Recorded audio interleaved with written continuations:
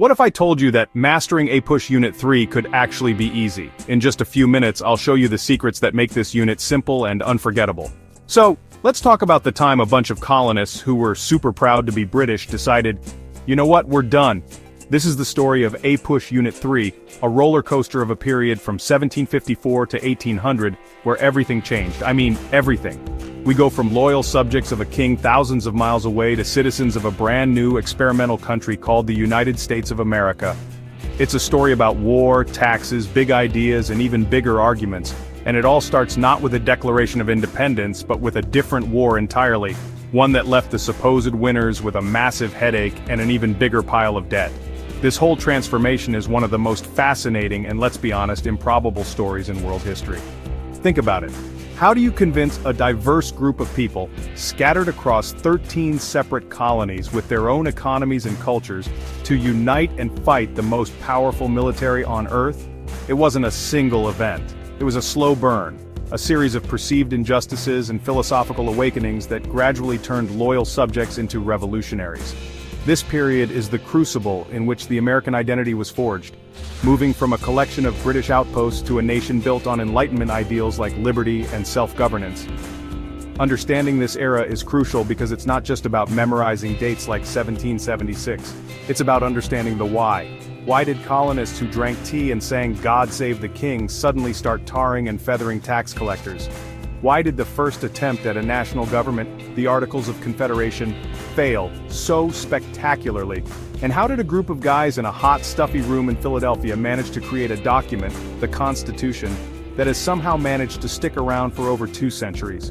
These are the questions that define this unit and in many ways define the United States itself. So buckle up, because we're about to dive deep into the messy, complicated, and world-changing events that took the American colonies from a state of salutary neglect, where Britain mostly left them alone, to a full-blown, world-shaking revolution. We'll see how ideas about rights and representation, once just philosophical concepts discussed by European thinkers, became rallying cries for farmers and merchants. We will explore the triumphs, the failures, and the endless debates that laid the groundwork for the nation. And as we'll see, the arguments they started back then, we're still having them today. It all kicks off with a conflict that wasn't even technically about the 13 colonies, at least not at first. I'm talking about the French and Indian War, which was part of a larger global throwdown called the 7 Years' War. Britain and France were duking it out for imperial dominance all over the world, and North America was a major battleground. The main prize? The Ohio River Valley. The British colonists wanted to expand westward into this fertile land, but the French had already built forts there to protect their lucrative fur trading networks with Native American allies. This inevitable clash pulled everyone into a long and costly war. For a while, it didn't go so well for the British. But then, Prime Minister William Pitt decided to go all in, pouring massive amounts of money and troops into the North American campaign. Spoiler alert, it worked. The British won, and the 1763 Treaty of Paris booted France out of North America almost entirely. Britain now controlled a vast new empire stretching from the Atlantic to the Mississippi River. On the surface, this was a huge victory. The colonists were thrilled, celebrating their British identity and the defeat of their French rivals. They felt a surge of patriotic pride, secure in their place as members of the mightiest empire on the planet. But here's the twist: winning was expensive. Like, mind-bogglingly expensive. The war doubled Britain's national debt. Back in London, Parliament looked at the bill and then looked at the colonies, which, from their perspective, were the primary beneficiaries of this very expensive victory. They figured it was only fair that the colonists should help pay off the debt incurred for their protection. This marked a major shift in policy. The era of salutary neglect, where Britain had largely left the colonies to govern and tax themselves, was officially over. The empire needed cash, and the colonies looked like an untapped piggy bank. To make matters even more complicated, Britain had another problem: managing all that new land and the Native Americans who lived there. To prevent further conflicts between colonists and native tribes, like Pontiac's Rebellion, which broke out right after the war, Parliament issued the Proclamation of 1763. This imaginary line drawn along the Appalachian Mountains forbade colonists from settling west of it. For the colonists who had fought and died believing they were securing that very land for settlement, this felt like a stunning betrayal. They had won the war, but now they were being told they couldn't enjoy the spoils. And so, the seeds of resentment were sown. With a mountain of debt to pay, the British Parliament started rolling out a series of new taxes and laws, and the colonists were not having it. The first big one was the Sugar Act of 1764, which actually lowered the tax on molasses but, crucially, stepped up enforcement to stop smuggling. Then came the Stamp Act of 1765, and this one was a real bombshell. It was the first direct tax levied on the colonists, requiring them to buy a special stamp for all sorts of paper goods. Newspapers, legal documents, playing cards, you name it. This wasn't about regulating trade, this was purely about raising money. The colonial response was swift and furious. It wasn't really about the cost of the stamps, it was about the principle.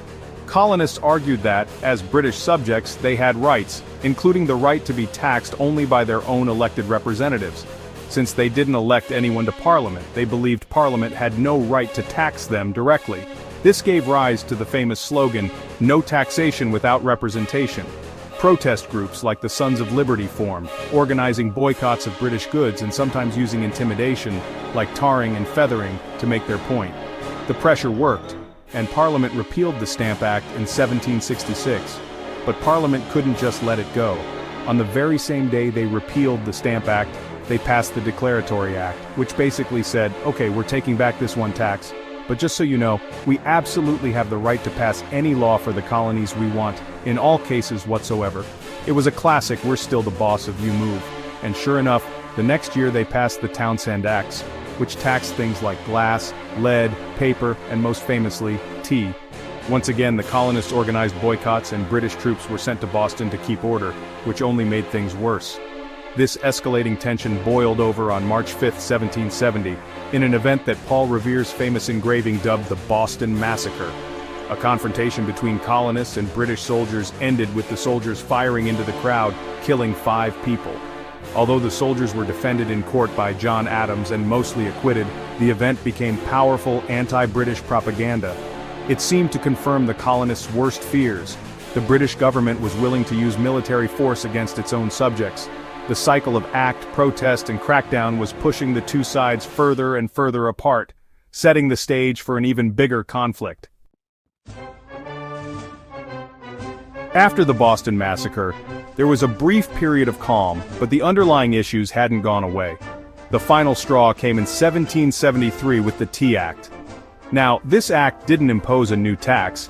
It was actually a bailout for the struggling British East India Company, allowing it to sell its tea directly to the colonies and undercut smugglers. But to the colonists, it looked like a sneaky trick to get them to accept Parliament's right to tax them. In response, a group of Sons of Liberty disguised as Native Americans boarded ships in Boston Harbor and dumped 342 chests of tea into the water. This act of defiance is, of course, the Boston Tea Party. King George III and Parliament were absolutely enraged. They saw the Boston Tea Party as a direct assault on British authority and property. Their response was swift and harsh, a series of laws the colonists called the Intolerable Acts, or the Coercive Acts in Britain. These acts closed the port of Boston until the tea was paid for, restricted town meetings in Massachusetts, and expanded the Quartering Act, which allowed British soldiers to be housed in private homes. The goal was to punish Massachusetts and isolate it from the other colonies. But it had the opposite effect. The other colonies saw the Intolerable Acts as a threat to all of them. In response to the Intolerable Acts, 12 of the 13 colonies, Georgia sat this one out, sent delegates to the First Continental Congress in Philadelphia in 1774. They weren't calling for independence, not yet. Their goal was to coordinate a response and try to restore the relationship with Britain. They organized a massive boycott of British goods and sent a petition to the king, outlining their grievances.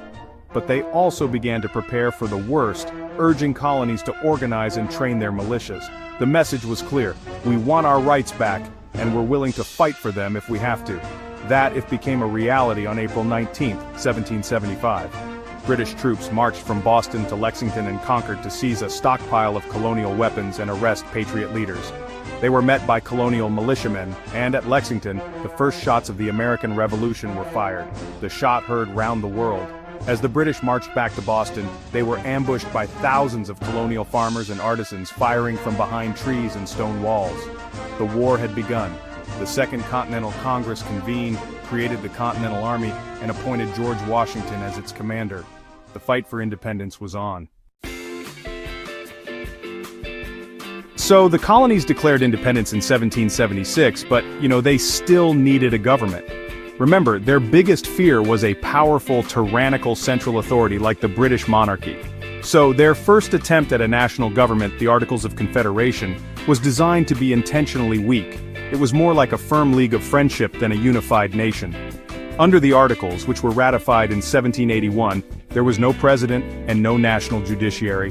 The entire government was just a single-chamber Congress where each state, regardless of its size, got one vote.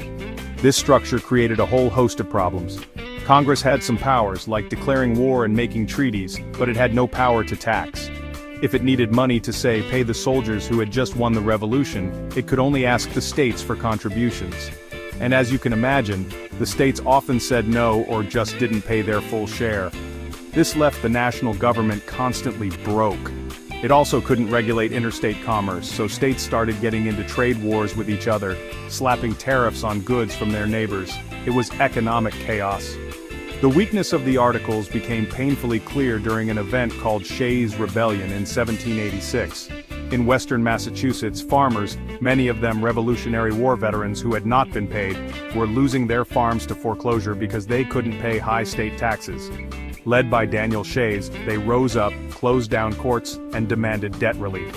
The national government was powerless to do anything about it. It had no money to raise an army, and no authority to intervene. Massachusetts had to put down the rebellion with its own state militia, but the incident terrified the nation's leaders. Shays' Rebellion was the final nail in the coffin for the Articles of Confederation. It exposed the national government as a feeble institution, incapable of maintaining order or protecting property. Figures like George Washington, James Madison, and Alexander Hamilton became convinced that the country was on the brink of collapse. They realized that the fear of a strong government had led them to create one that was too weak to function. A new, stronger framework was needed if the United States was going to survive. This realization led to a call for a convention in Philadelphia to revise the Articles, but, many delegates had something much more radical in mind. In the sweltering summer of 1787, delegates from 12 states gathered in Philadelphia for what we now call the Constitutional Convention. Their official mission was just to tweak the Articles of Confederation, but leaders like James Madison and Alexander Hamilton came with a plan to scrap them entirely and create a whole new government. This was a radical and frankly secret plan. They knew that to save the Republic, they needed a government with real power, the power to tax, to regulate commerce, and to enforce its own laws. The challenge was creating such a government without trampling on the rights of the people or the states. The debates were intense and full of compromises. The first major hurdle was representation. Large states like Virginia wanted representation in Congress to be based on population, the Virginia Plan. Small states like New Jersey feared being overpowered and wanted equal representation for every state, the New Jersey Plan. The solution was the Great Compromise, which created the bicameral legislature we have today. The House of Representatives would be based on population, pleasing the large states, while the Senate would give each state 2 votes, satisfying the small states. It was a brilliant piece of political negotiation that saved the convention. Then there was the deeply divisive issue of slavery. Southern delegates insisted that enslaved people be counted for the purpose of representation in the House, even though they were treated as property and had no rights. Northern delegates argued that if they were property, they should be counted for taxation, not representation. This led to the infamous 3/5 compromise, where it was agreed that 3/5 of the enslaved population would be counted for both representation and taxation. The convention also agreed to the Fugitive Slave Clause and to not ban the international slave trade for at least 20 years. These were ugly compromises made to keep the southern states in the new union. Finally, the delegates created a much stronger federal government with 3 distinct branches: the legislative Congress, the executive, the president, and the judicial, the Supreme Court. They established a system of checks and balances to ensure no single branch could become too powerful. The new constitution gave the federal government the power to tax, create a military, and regulate commerce. But getting it approved, or ratified, was another battle. Federalists who supported the Constitution argued it was necessary for survival, while anti-federalists feared it created a government that was too powerful and lacked a Bill of Rights to protect individual liberties. The promise to add a Bill of Rights was key to securing ratification. With the Constitution ratified, the new government took shape, and in 1789, George Washington was unanimously elected as the first president of the United States. This was a huge deal. Washington was essentially inventing the presidency from scratch, and every action he took would set a precedent for the future. He established the first cabinet with brilliant but rivalrous figures like Thomas Jefferson as Secretary of State and Alexander Hamilton as Secretary of the Treasury. His main goal was to establish the legitimacy and authority of the new federal government, both at home and abroad. Washington faced immense challenges. The nation was in deep debt from the Revolution, and Hamilton proposed a bold and controversial financial plan to fix it. His plan involved the federal government assuming all the state debts, creating a national bank, and imposing new taxes, including a tax on whiskey. This plan stabilized the nation's finances and built good credit, but it was fiercely opposed by Jefferson and his followers, who thought it gave too much power to the federal government and favored wealthy northern merchants over southern farmers. This disagreement laid the groundwork for the first political parties. Another major challenge was foreign policy. When the French Revolution turned radical and led to war between France and Britain, the United States was caught in the middle. France was an ally from the American Revolution, but Britain was the nation's most important trading partner. Jefferson wanted to support France, while Hamilton favored Britain. Washington wisely chose a path of neutrality, believing the young nation was too weak to get involved in a European war. He also faced domestic unrest, most notably the Whiskey Rebellion in 1794, when farmers in western Pennsylvania protested Hamilton's whiskey tax. Washington personally led troops to put down the rebellion, demonstrating the new government's power to enforce its laws. After 2 terms, Washington retired, setting the crucial precedent of a peaceful transfer of power. He was succeeded by his vice president John Adams in 1797. Adams's presidency was plagued by the ongoing conflict between France and Britain. French ships began seizing American merchant vessels, leading to an undeclared naval conflict known as the Quasi-War. The infamous XYZ affair, where French officials demanded a bribe just to begin negotiations, outraged the American public. Adams resisted calls for a full-scale war, but his administration passed the controversial Alien and Sedition Acts, which were designed to suppress dissent and were seen by many, especially Jeffersonians, as a violation of free speech. The deep disagreements during Washington's presidency, especially between Alexander Hamilton and Thomas Jefferson, were not just personal spats. They were the birth of America's first political party system. Washington himself hated the idea of political parties, or factions as he called them, warning in his farewell address that they could destroy the republic. But the philosophical divides were just too deep to ignore. On one side were the Federalists, led by Hamilton and John Adams, especially between Alexander Hamilton and Thomas Republicans, led by Jefferson and James Madison. The Federalists, who were strongest in the North, envisioned an America with a strong, centralized federal government. They believed in a manufacturing-based economy, a national bank to manage the nation's finances, and a loose interpretation of the Constitution. This meant that if the Constitution didn't explicitly forbid something, the government could do it. For example, they argued that the power to create a national bank was implied by the government's power to tax and regulate currency. They were generally pro-British in foreign policy, seeing Britain as a model of economic and political stability. The Democratic Republicans, whose support was centered in the South and on the frontier, had a very different vision. They feared a powerful central government and championed states' rights. They believed in a strict interpretation of the Constitution, arguing that the federal government could only do what was explicitly spelled out in the document.